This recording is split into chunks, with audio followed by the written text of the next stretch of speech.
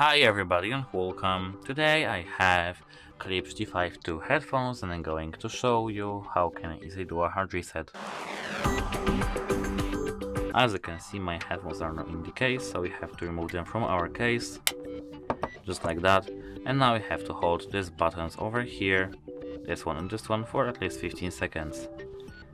1, 2, 3, 4, 5, 6, 7, 8, 9, 10, 11, 12, 13, 14, and 15.